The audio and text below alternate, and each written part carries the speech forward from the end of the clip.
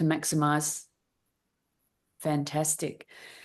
Well, Happy New Year, everybody. Happy Year of the Snake, and welcome to the first keynote address of the Canopy Collective for 2025. And it's terrific to see people from across the broader resilience community jumping onto the call.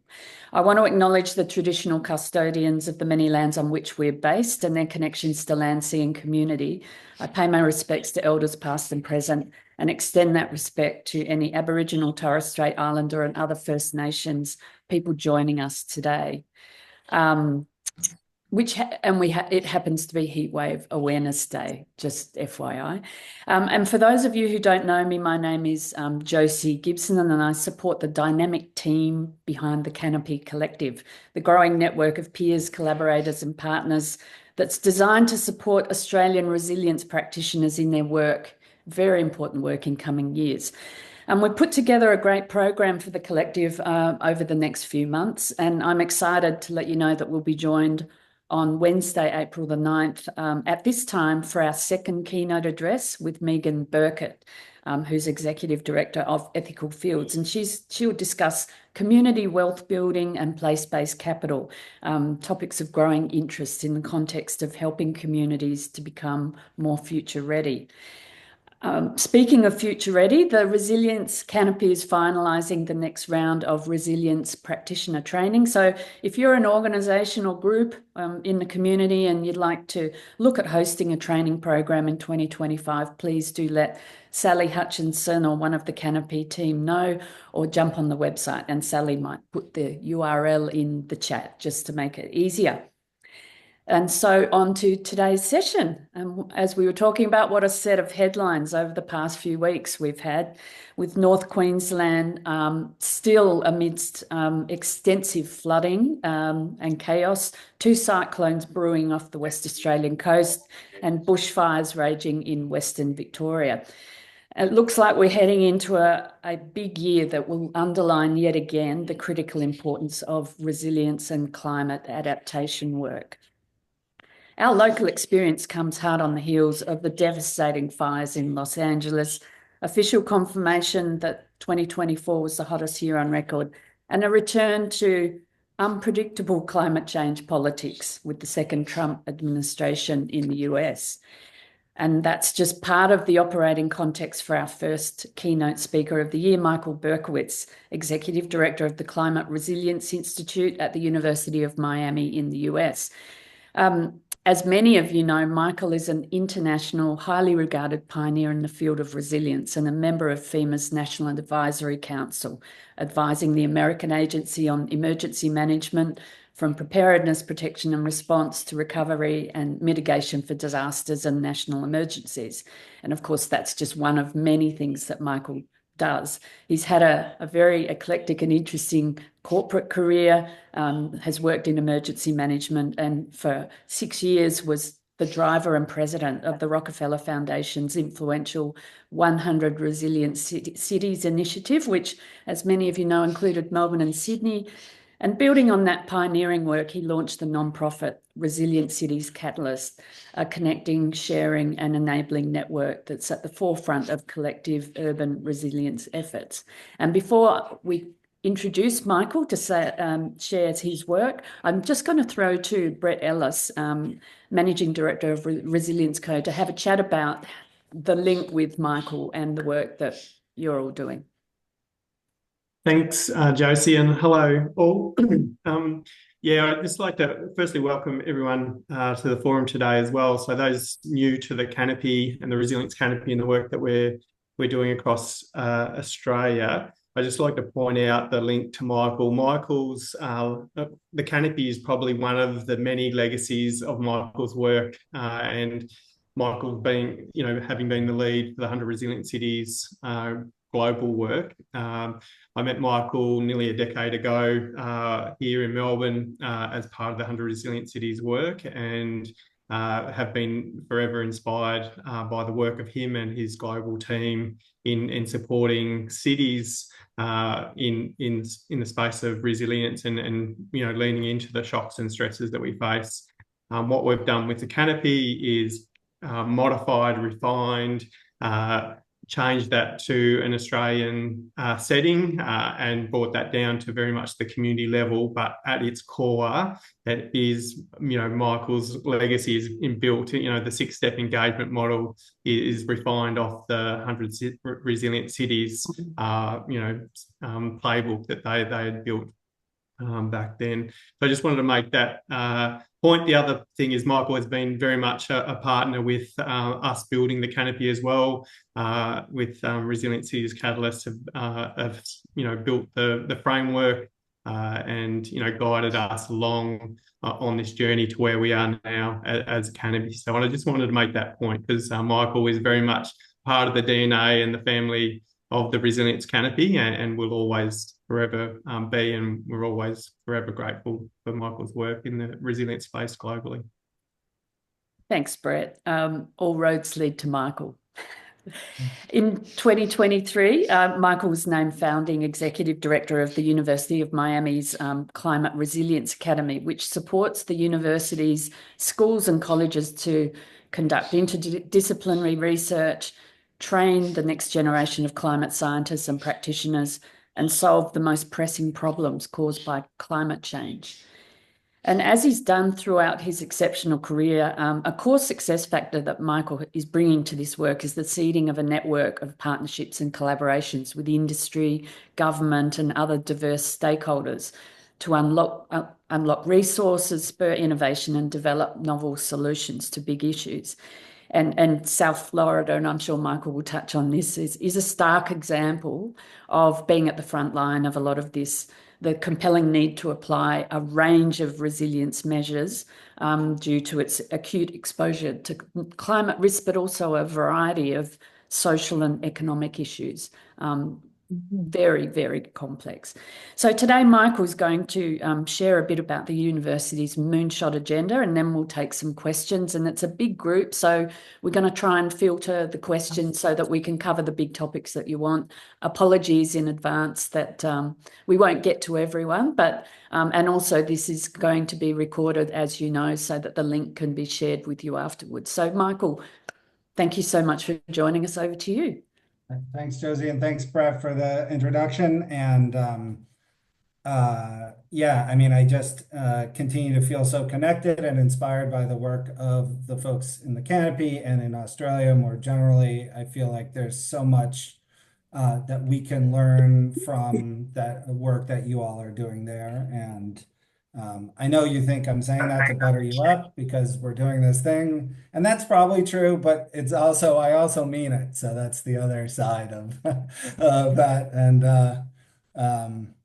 yeah, I hope, I have a lot of slides, but I'm going to go quickly through them. Please drop the questions in the chat. And I don't know, whoever's, I don't know if that's you, Marie, watching the chat, but please also interrupt if we don't have to just run through slides. And it's great to see. I mean, really, I see so many friends and family in the resilience space on this call. So it feels really great and something I need because of everything that's happening in America. Okay, so. Let me talk a little bit about, resilience, the dividend, and some things that we're thinking about here. And hopefully that will, both provoke, inspire all the amazing and important work that you're doing there. So,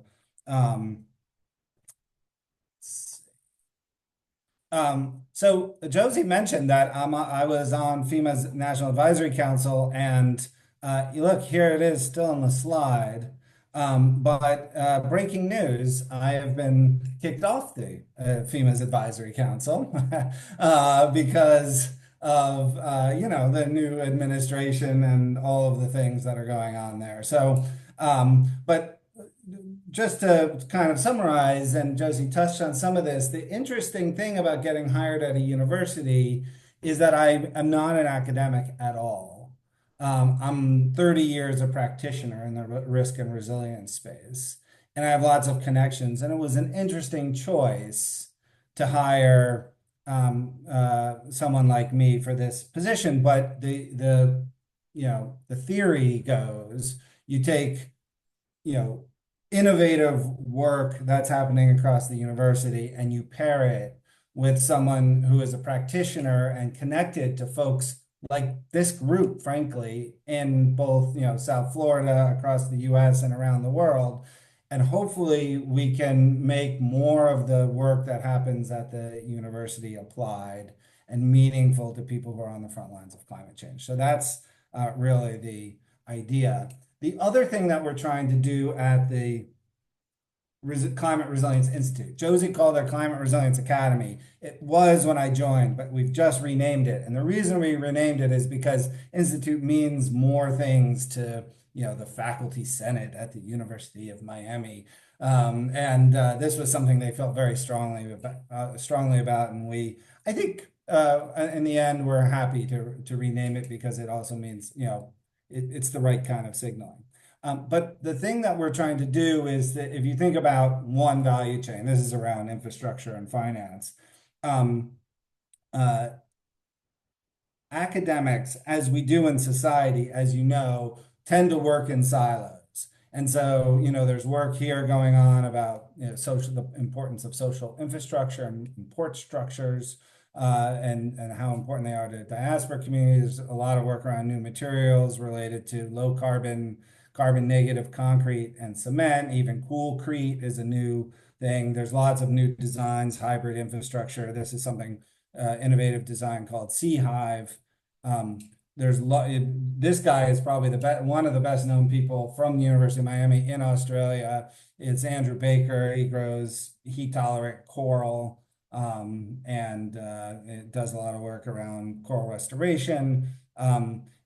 Our business school and our School of Public Health thinking about how to, what the value of street trees, and I'll talk more about this. But this slide, what I'm trying to say here is that these guys would have worked in silos and found each other in very ad hoc ways across architecture and engineering and marine and atmospheric science and public health and business. And what we're trying to do at the Climate Resilience Institute is to connect those disciplines in a more intentional way. And so that's really what the role has been. Some of you will have seen a few of these slides, so apologies and just hum along. But I'll just give you a sense of how I'm approaching resilience. And as Brett mentioned, it is also the way in which you are approaching resilience. But just to start from a very personal story, that I was the Deputy Commissioner of Emergency Management in the mid-90s in New York, and we were very worried about coastal storms and hurricanes because New York City is tremendously at risk to those things. And then we had 9/11, where 2 planes flew into 2 buildings. And we had the anthrax letters that were sent to a number of officials, including Tom Brokaw, and a crash of a big airliner in a residential neighborhood in Queens, and the Great Northeast Blackout of 2003, and a crash of the financial services sector in 2008. And only in 2012 did we have Superstorm Sandy. And then, of course, afterwards, we had COVID and a refugee crisis and, ongoing, who knows, a civil war coming or whatever the next thing is. And what resilience for me, my entry point is thinking about how do we create broad community capacities that allow communities, both big cities and small rural ones, to survive, adapt, and thrive in the face of all of these challenges, rather than creating specific plans and capabilities for each one of these nuanced things. Well, how do we create a broader capacity? And this is the definition, actually, that Brett was, I'm sure you all have abridged and modified and pulled and pushed this definition, but this is the one that we did as part of the Minderoo work, and the one that I still quite like, frankly. So, the capacity, it's about capacities to survive, adapt, and thrive, both in ways that improve outcomes in the next disaster, but also community well-being more broadly.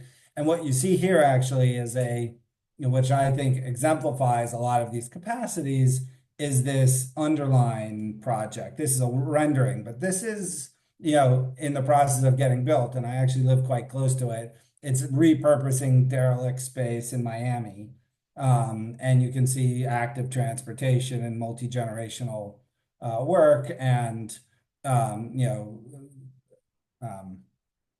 biodiversity and so many other things that are going on here. And so, those are the kinds of things that we're looking for, as you know. So here are three thoughts that we're thinking about, and that I'll sort of build the rest of the talk about. One is around this place-based interventions and that seek to harvest the resilience dividend. Second is we've been thinking a lot, although it's still a relatively new bit of action for us around better communication of long-term climate risk. And the third is around this opportunity that comes during and after disaster and how we can be ready to take advantage of that for transformation. So the first thing to do is just to level set you. This is a picture of South Florida. You probably recognize it. Lake Okeechobee is here. It's a massive lake. This is the Palm Beach, Broward, Miami-Dade, and Monroe counties out to Key West, for those of you. Here's Miami right here. And the rest is the Everglades, is wetlands. I wasn't that familiar when I came to South Florida with South Florida. And it's stunning how little developed area there is. I know I'm saying this to Australians who have lots of undeveloped area, but how relatively little developed area there is and how much wetlands there are. And Josie, of course, I appreciated the acknowledgement at the top, but I'm on Seminole and Miccosukee lands that were the native peoples that really inhabited the wetlands until the Europeans got there. So that and everything that happens in South Florida really has to do with these massive wetlands, and it's important. The other thing about just to give you a sense of where we're at, and is the thing about place-based. As you all know, I don't know who I'm preaching to the choir, but maybe just a little example of Miami is that it both is compounding risk factors, but there's also an opportunity for interventions that address multiple of those risk factors. And I'll just give you the sense of compounding risk factors that we're dealing with. And one of the reasons why the resilience work in South Florida was so attractive to me, not just because we had big storms and lots of rain and sea level rise, which are all, existential problems, but also because you get these, you have all of these other risk factors that compound. So I don't know, who's really familiar, but downtown Miami is here, if you can see my cursor. And this is Miami Beach and South Beach, where all the Art Deco is and the clubs and beautiful people. And this is I-95, the big, interstate highway that has done all kinds of damage, which we won't really go into. But just following this triangle here, here's linguistic isolation, huge linguistic isolation. The more yellow you see, the more linguistically isolated. Spanish in Miami is not actually the worst death sentence, but it does give you a sense of some fragility. And then here are renters, and the more yellow you see here are more renters. So you have housing insecurity in this same place. And this is because historic racist practices for issuing mortgages. So on the left here, you see historic, what was called redlining, which is a practice of designating certain areas as not good investment for mortgage lending. And on the right, unsurprisingly, because you didn't have a lot of home ownership, you didn't have a lot of intergenerational wealth. And so you see most of the income inequality also piled up there. And low amounts of tree canopy, unsurprisingly, and lots of heat risk. And so that's what is going on there. What's interesting, just to say, is that what you see here, this darker brown shade is elevation. So there is a little bit of a ridge line that goes here. And so there's lots of talk. I mean, this area is getting gentrified. Is it climate gentrification? We don't know exactly because, you talk to the developers and they tell you we're not that smart or forward thinking. We're just snapping up land where we can. But, this is a big question of debate. It's not as vulnerable as, say, Key Biscayne or Miami Beach in terms of storm surge and coastal hazards. So that's the environment that we're working in. So the first, thing that we've been thinking a lot about is how do we, use place-based initiatives to harvest the resilience dividend. And you, I'm sure, have thought a lot about this in your own context, but just to give you a little tour of, some of the global stuff, and then we'll bring it back to Miami. This is the Hoboken Resilience Park. It holds, hundreds of thousands of gallons of stormwater, but then also serves as, a community amenity during the dry times. See lots of different examples of, Singapore using development incentives, or Medellin repurposing derelict space, or New York with its micro green features and bike share. There's lots of examples of that across and around the world. The community greening is a real opportunity to look at the dividend. And by the dividend, I mean, you do things, an intervention for one purpose, say to reduce urban heat, but you get all these other benefits. And how do we capture those benefits? And in my case, we're looking to think about how we monetize them, and I'll talk a little bit about that. Here you can see two neighborhoods. These are both within, several kilometers of my house. And you can tell which ones are wealthy and which ones are poor just by the tree canopy. And I'm sure that's the case. I know that's the case, whether it's Melbourne, Sydney, or other places. You can pretty much track income levels by tree canopy, especially in hot climates. And so the question is, how do we think about and harvest them?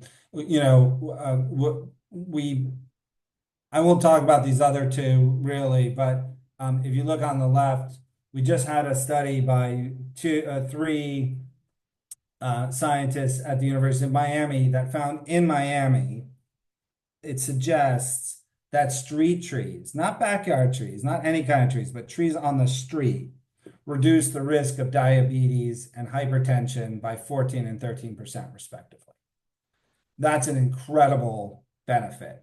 So maybe you're planting trees to reduce urban heat, but you realize the benefit of lower chronic disease over the lifetime of those trees and those residents. And the one in the middle actually is probably relevant too.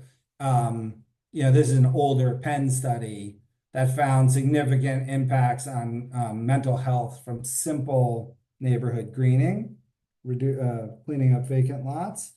And then they went back, that was like, I don't know, 10 years ago. And then they went back and found, unsurprisingly, a reduction in gun violence. So these are real benefits. So the question that we've been asking ourselves is, how do we capture and monetize those benefits? Here's something that's early stages that we've just been working on, and we put in for a grant, although God knows, if we'll get any federal grant money ever again, given the political situation. But here's a kind of what we're calling a resilience impact bond structure, a simple bond structure to fund tree planting. So investors pay into a bond. Can everyone, Brett, can you see my cursor? Yeah. And then that money funds a community-based organization to do tree planting, which leads to greenery. And the residents realize a health benefit. And so this results in lower costs for insurers, and they return some of that benefit back to residents in the form of lower premiums, but also return money to investors in the form of bond repayments. Now, there's a problem that's, I think, actually harder in the US than it is somewhere like Australia, where you have a single payer. And that is that the problem with this structure and what we need innovation around is that by the time the insurers realize these benefits, the residents have moved different insurance coverages. They might have been on Aetna, now they're on Blue Cross and Blue Shield, or on the state-funded Medicare or Medicaid. And that permeability across the time frame is what makes this hard to monetize. And so we're thinking about ways in which we might do that. We don't show here, also, there might be other benefits to community greening that we could repay investors with. And so might be lower energy costs. It might be carbon sequestration. There are a couple of different other ways in which, but the nice thing about this is that in the US context, and it's probably true also in the Australian context, this is kind of outside the political cycles. And so if you could get this working, it doesn't matter if it's Trump or anyone or Biden or whoever in the White House, or who's got an appetite for tree planting, climate action, or anything else, this will make itself go in and of itself. And so that's a little bit what the hope is. And what we're hoping for is that, we're also pioneering a whole bunch of new, like, hybrid gray-green coastal protection infrastructure. And we're hoping if we can start to capture the benefits here, we might also be able to capture other benefits, from the coastal protection infrastructure. Right now, we're getting better at understanding the protective benefits of, say, nature-based solutions for coastal protection. So we had a study recently by Mike Beck, who's at UC Santa Cruz in California, that found in just Hurricane Sandy in 2012, the storm that hit New York, salt marshes provided $650 million of benefit in protection. And I think that's great. And we have similar numbers for corals. You may have other, similar kind of cases in Australia. But I still think that's leaving value on the table if we only talk about protective benefit. And so trying to monetize the other things, the dividend, is something we're thinking a lot about. Last thought here, and then I could stop and see if there are questions and then move on to my next 2 points, or I could keep going, Josie and Brett, I yield to you. But once you better able to quantify the dividend, that's both a positive, positive externalities or negative externalities. And so this is Caracas, Venezuela, but this is a good classic example of negative externalities, which you see in cities around the world, including my home city of New York, where this road was built by traffic engineers and probably is performing just as they spec'd it out, but is performing another function, which is as a wall with the slum on one side and the formal city on the other side. And so if we build this muscle of pricing and monetizing the dividend, the positive and negative externalities, that may also help work for negative impacts as much as it does positive impacts. So that's should I keep rolling? Yeah. Okay. Yeah, absolutely. And we'll take questions off the end. So yep. Write them in the chat and I'll go. So the second is, what's going on? Like how this question of how we internalize climate risk. I don't live in this apartment anymore. This is the first apartment I got when I moved to Miami a year and a half ago. And people, even in the climate space, people ask me, where are you buying your house? And I tell them, mate, I'm not buying a house in Miami. Like, we both know what the climate projections are. I'm not doing that. And, this is this sort of cognitive dissonance, and you can't totally see it here. I just walked onto my little, porch and waved my camera around, and there are 5 cranes in this shot alone. And this is just one direction from Little Havana towards the Brickell and downtown Miami. And we are in an incredible building boom. And so the question is, like, how come people don't understand the risk better of, the climate risk that we're facing? And we are getting, risk communication is hard.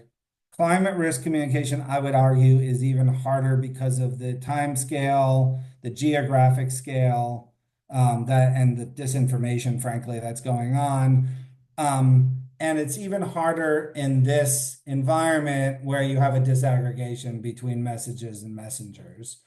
And, the trusted news source, the Walter Cronkite or whoever the analog is in Australia, is no longer really there. So this is I'm going to give you some data from Edelman, who does an annual survey called the Trust Barometer. And in 2023, they did one specifically on climate, and some from the Yale School of Climate Communication. So you can see, even in the US, the climate change is begun to be recognized as an imminent threat. So that's great.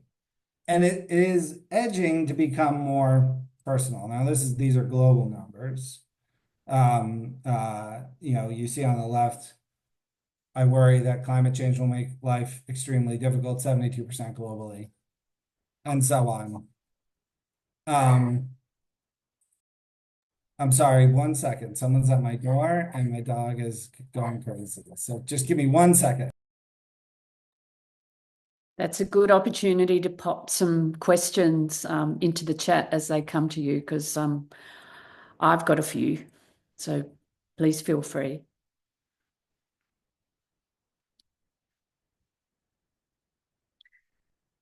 And this is very interesting reading for those people who haven't read the Edelman Trust Barometer. The latest barometer report has just been issued in the last few weeks. So interesting to compare notes. Just talking about the Trust Barometer, it's a great piece of research. Yeah.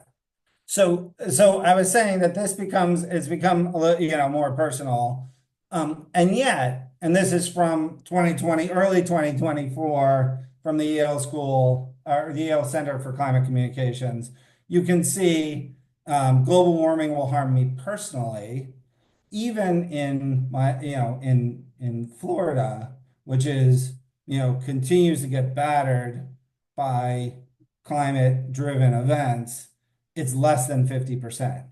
And only 3 states, Hawaii, California, and New York, and the District of Columbia, have above 50% of people who think global warming is going to harm them personally. So internalizing the risk is a very tricky thing when we're talking about climate. And at the same time, we're getting this dispersion of authority. And so this is asking a slightly different question, but I think still pretty analogous, which is, I trust each to tell the truth about innovation, technology, journalism, and government. Obviously low, that would surprise nobody. But scientists and peers are neck and neck at 74%. Someone who's spent their life studying this stuff, or Joe, who I have a couple of pints with on the weekend, one of those two is going to give me the information I need about something important like climate change.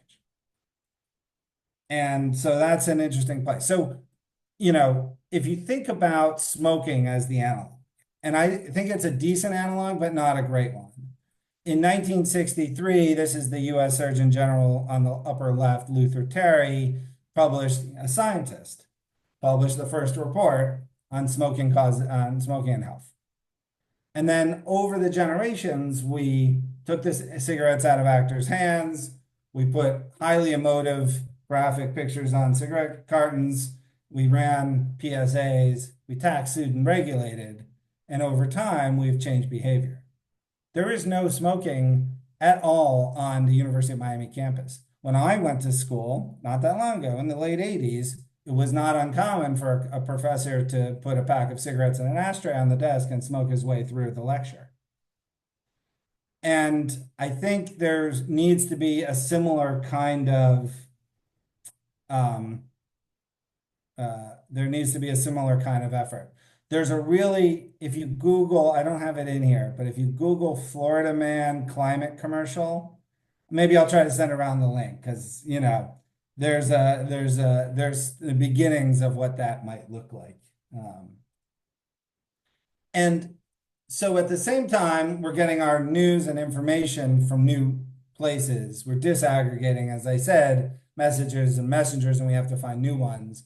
And so thinking about influencers and TikTok stars and celebrities and new kinds of ways in which we consume information like virtual reality and augmented reality on the upper right, and then good old-fashioned community meetings, all of that stuff together is needed. And so what I've been working on here, but we're still very early days, but I'd love to connect with others who are thinking about similar things, is I think South Florida, given its diversity and its frequency of, both its diversity in economics and political persuasion and language and, culture and all of those things, and given its frequency of climate shocks and stresses, all of that together make it a very good place to think about what resonates and when it resonates.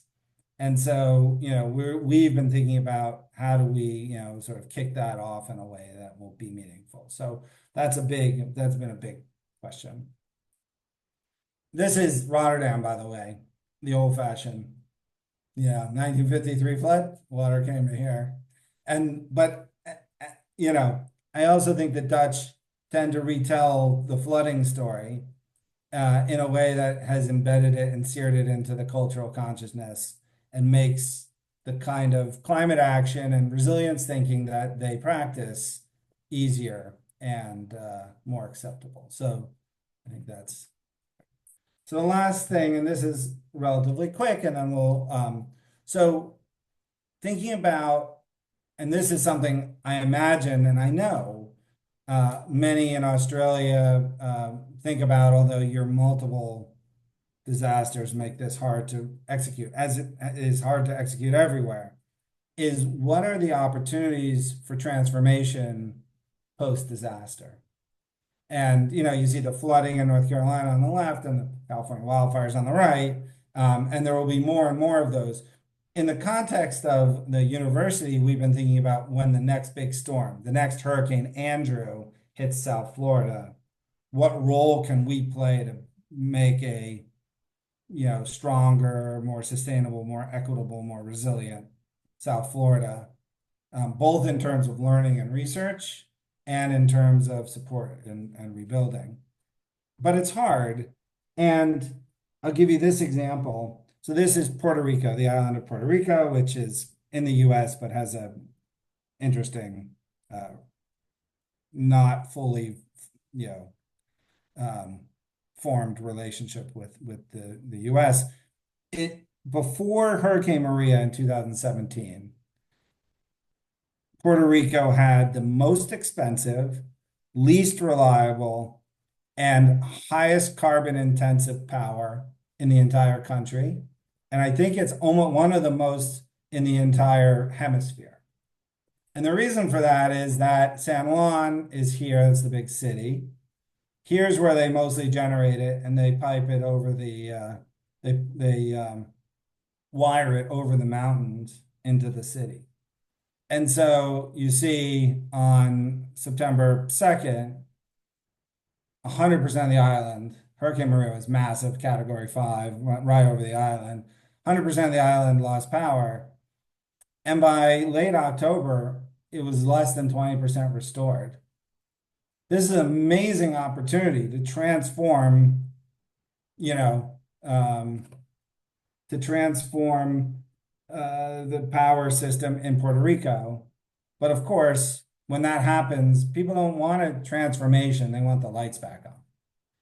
And so thinking about how we could get, because there are lots of, like microgrids, lots of, local generation, solar, wind, hydro and others. Puerto Rico could be a case study for what good looks like. But it's hard, and it's very hard after a disaster. The analog here is, we've been talking about remote work since the mid-70s. This is a picture from the mid-80s, as most of you probably recognize. But for a variety of technological and cultural reasons, we didn't implement remote work until, January 2020. And almost everyone who could was remote working in a matter of weeks, or months. And so what we've been asking ourselves is, what's the, where do we want to get to when we have this watershed moment in terms of climate and in terms of resilience? And how can we be most on the front foot to take advantage of that and transform our communities in ways that leave us stronger, more equitable, more resilient? And it's hard to do this thinking. We're asking it really in the context of one of the big institutional actors in the region, University of Miami, in the context of South Florida. But, we'd love to have conversations with others. And, there's some of this process being stood up in California and so on. So, and with that, I say thank you. This I just show you is from this summer, from May 2024. The Pope convened a climate resilience conference, not climate writ large. Resilience was the focus. So I know many of you are on this call are, evangelicals around resilience yourselves. So, it was pretty great to see this agenda. What will come out of it, I don't know, but he's, the Pope is able to, crowd in folks that, hopefully can continue to make a difference. So with that, I will stop sharing. And thank you for your attention. Take your questions. Brilliant. Thank you, Michael.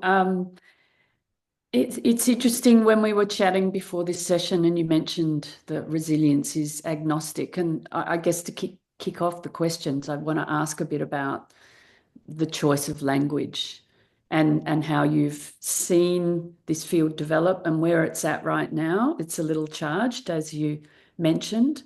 So the language is one piece, and then where the potential for this work to continue when you've got backers like the Pope and others, maybe not necessarily within the context of the US right now, but what would you encourage people to do in terms of around the language and that their strategies for the next few years?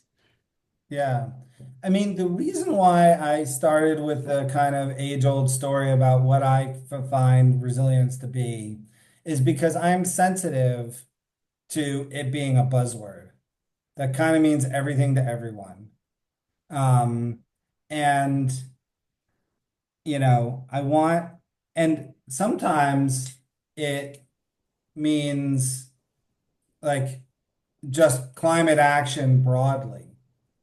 And I think resilience and climate action are very closely married. Of course, the best way to mitigate the impacts of climate shocks is to stop the, globe from warming.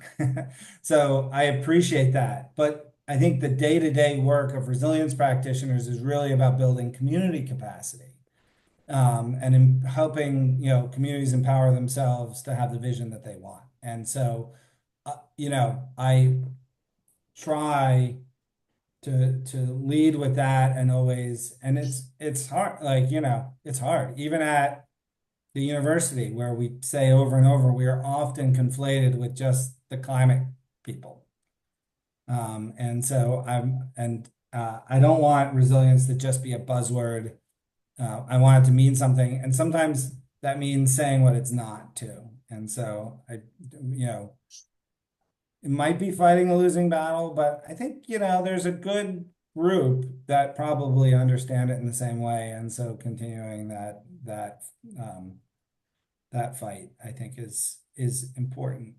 Um, I I would say on the second part of that question, even in the US, I mean, certainly in Florida and across the Southeast, and for those of you who don't have a good sense of um, US geography, you know that the most Republican, least progressive part of the US is in the Southeast. And a lot of the US is not particularly progressive, but a good part of that and was often called the Bible Belt. It's very socially conservative. You have a lot of climate denial. The MAGA Trump world is very heavily concentrated in the Southeast. And yet, the resilience movement is alive and well. And part of that has to do with the fact that chronic natural hazard shocks make the resilience narrative um, important and bipartisan. So the governor of Florida, who is himself a conservative Republican and a climate denier, has a chief resilience officer and a sea level rise plan, for what it's worth, and has been supportive of that action. So, I mean, yeah. So I think again, this is where like the importance of language and framing and what that looks like is there. I would say, a lot of that is very rooted in technical, robustness building and not community capacity. So I'm not saying it's perfect, but in terms of framing, there's definitely an avenue to talk about, how we make our communities stronger and more resilient for whatever the next shock is. I think, that certainly seems possible even in the US context. Yeah. Look, a really good sort of follow-on question from Natalie around the communication. How you talk about risk with hope instead of fear and anxiety. How you address that concept of overwhelm. It's all too big. It's all too complex. And I'd be interested whether that came up when you were chatting with the Pope and that group. Uh, yeah, I mean, maybe just I don't remember anything like the Pope was very hopeful and the room was very hopeful, but I don't have any particularly strong anecdotes about that part of it. But what I would say, and what I want to commend the work that you all are doing there, I think the small projects and progress and community-led action is really important to build that hope and that momentum. And it's one thing that I kind of regret about 100 Resilient Cities, that we said, you know what, before any of the cities can do the projects, let's get a strategy in place. And there's good reason for that in some ways, because we've all been familiar with cities who thought they knew the answer and didn't ask the right questions. And so the strategy was trying to level set that and say, let's really ask this question. But what we missed was all the small work, victories, momentum, capacity building, hope that small projects can lead to. And so if I had to go back and do 100 Resilient Cities again, one of the things I would do is try to blend those two, strategic, big things, and tactical, doable things. And that's, I think, where I would get to, and I wouldn't be so quite as doctrinaire about the process. Hindsight, isn't it wonderful? Bryony Rogers has a question that's sort of tied in with this. So picking up on the community capacity point, can you elaborate on how communities have had power and agency in the examples of innovative projects and initiatives you shared? Yeah, I mean, I think, one of the things that we're working on in Miami-Dade, which has, as you saw, a lot of vulnerability, and actually, you tend to focus on the urban parts of Miami-Dade, but Miami-Dade's a massive county that abuts the Everglades and has a bunch of rural areas too, and seasonal workers and lots of different kinds of issues. We're just starting two projects that try to help communities prepare, climate resilience projects for funding. So it's you know, trying to help communities build the muscle they need in order to keep doing that, and to do it in a way that's focused on something tangible and smaller scale than just another plan. And to use that as a kind of Trojan horse, to have conversations about larger capacity building and how communities can, lead on, continue to lead on that. And, it's a interesting mix because we're just in the process of selecting the communities. They're the usual suspects. I mean, if you look at the numbers, they have low socioeconomic outcomes, and they have lots of the kinds of fragility and vulnerability that you saw in this earlier slides.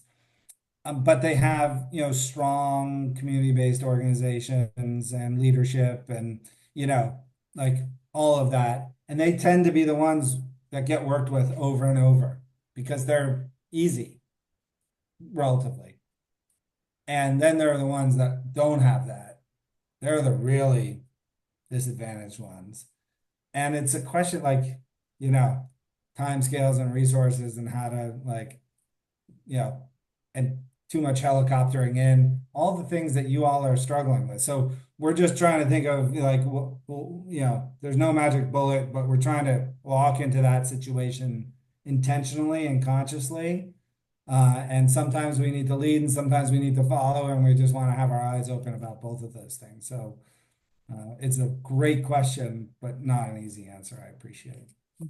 Well, here's another great question from Marcus or Marcuso. Pardon me if I've mispronounced that. What does strategic planning to harness transformative opportunities through the next disaster recovery period look like? Could you give us a bit more of a picture how you've been formulating that? Yeah. So we've been thinking, I mean, everyone who's been, I know there are a lot of folks who have been in emergency management, probably, or emergency management adjacent. And you will know that recovery planning is the hardest of the planning because the scenarios are just so many different directions. It's like hard to wrap your mind around that. But we've been trying to have conversations about, from the university perspective, about what kinds of things,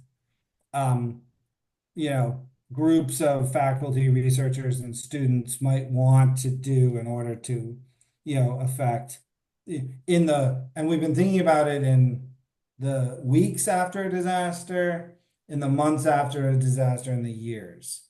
And so to give you an example, our School of Architecture has a Center for Urban and Community Design. It was actually stood up after Hurricane Andrew to do like community charrettes. And so they've been thinking about what, and we've been helping them. They might be a kind of longer term focal point for really better building back better in ways that do not repeat the vulnerability and amplify the vulnerability of pre-storm, but like try to. And so we've been talking about what relationships do we need in order to set ourselves up for success. A lot of that money is going to come into a community foundation called the Miami Foundation. It's a donor-advised foundation that basically is the receptacle for people's donations and hands it out. A lot of that money will be earmarked to alleviate initial immediate suffering. But what we've been talking to the Miami Foundation with the Center for Urban and Community Development is how do we save some of that money for more strategic thinking and long-term rebuilding that doesn't put us back in the same place that we were, but rather moves us forward. And so like that's what that looks like in a very tangible way. It's like, what kind of relationships and agreements? We haven't formalized anything or put anything down yet. We're still early days in the process, but those have been the meetings that we've been having across the piece. It, and just one last thought on that. Almost always our the thinking when we approach faculty and students starts at the most immediate response. So the College of Engineering is like, we got structural engineers, we can put them with the Department of Buildings and do damage assessment, which may be important, but it's not the kind of transformational stuff that I'm seeking. And so like I'm trying to give space for that, but really I'm pursuing the longer term transformational stuff. Right. Marie, do you want to jump on? And that's a good question following on from this. Thanks, Josie, and so great to hear your wisdom as always, Michael. So in Australia, since 2019, 84% of Australians have lived experience of a climate-fueled disaster. And so what we're finding is that many communities are in recovery when the next event occurs. So the return period is growing, getting faster and faster. So how do we approach resilience and preparedness while acknowledging trauma that many communities are still experiencing? Yeah, I mean, I think I think, and I alluded a little bit to that. I think, in some ways that's the repetitive disasters is really the hardest. Again, I would, and you all have more experience, so I feel like a little bit of an interloper even opining on this, but, I would think about, those post-disaster sessions that acknowledge trauma. How can we do two things at once? And try to be intentional with how we design those structures. And sometimes that might be inverting power structures and, trying to use those sessions to empower previously disempowered who might be more traumatized. I don't know, but I would try to think about having multiple objectives, and do that and not in any sort of backhanded or opaque way, but rather, yeah. So I think that's kind of what I would. Yeah. It's an interesting one because I think preparedness and recovery are often mutually exclusive in the processes that are deployed. And so what I hear you're saying, there is space to really interconnect those areas so that we can think about recovery potentially as an opportunity for greater preparedness into the future, acknowledging what the community might be feeling. Yeah. It's a hard because even, preparedness and recovery, I feel like those are, I mean, you're right that sometimes two different things, but closely connected through the discipline of emergency management. Where it gets harder is that resilience is often so much more strategic and on a different time frame. And we're talking about, should people even live here? Or, like the economic drivers in these neighborhoods disempower people and put them at risk because they have long commutes and, poor job options and lack of affordable housing. All these things are really like, and so it's like the emergency managers want to talk about, like tie downs and building codes maybe at the most and, response plans. And resilience practitioners are like, no, we have like structural fragility issues that we have to tackle. And how do you get those two together? I don't have any real pearls of wisdom there. I'd love to hear, I'd love to come back and hear what you guys think because I feel like I've been prattling on. We'd love to have you here. So we are at time, Michael, but I just wanted to put to you to finish off. You've talked a lot about and been very respectful about the work happening in this part of the world, and we greatly appreciate that. And when you and I talked, you talked about the opportunity, the special relationship on resilience between Australia and the US. So as a sort of, call to action to the people on this call, what are you throwing out there? What can we do with this relationship? What would you like to see in 2025? I really think And there, you know, I don't know, my old organization, Resiliency's Catalyst, um, put together the group that the Mediterranean Climate Collective or whatever it's called that sort of ties that together. I do really think that so much between how you all approach the work and how we approach the work is the most similar globally because of your federal to state to local structure, because of your emergency management, because of your natural hazard profile. I would say all of those things make it similar. So I don't know. I would love to figure out a way that we could work together and share lessons. And I mean, in my particular case, it'd probably be more of the folks who are working on coastal issues because the coastal stuff really dominates, but also heat. I'm sure there's lots of stuff around heat that we could share. You know, we're less vulnerable to wildfires, although not entirely immune to it in Florida. But anyway, I don't know. Josie, it's a great question. I don't have a particularly good answer, but I do have an ambition, which is we have so much to learn from you. And you know, it's so easy to forget about Australia because you guys are so far away. And so it's like, how do we like not let fall into that trap and let that happen? Because we definitely need your wisdom. Thank you. Keep the conversations going is what I'm hearing. And something that I took out of your TEDx talk, act small, act now, you know, particularly for new practitioners. You could hear the breadth and depth of work that Michael is kind of shepherding into being through this new role. It's really inspiring and instructive. So check out the work of the Institute, not the Academy, and some of Michael's other work, and also what's happening on the Resilience Canopy website, a work in progress that relies on all these conversations and all this shared wisdom and knowledge coming to being. So please join me in thanking Michael for making time at Cocktail Hour. Thank you. Thanks Nice so to much, see you guys. And yeah, we'll see you again for a keynote address in April. So have a great day, everyone. Thanks, Michael. Thanks, Thank Michael. you all. Thanks, Dana. Thanks. Nice to see you.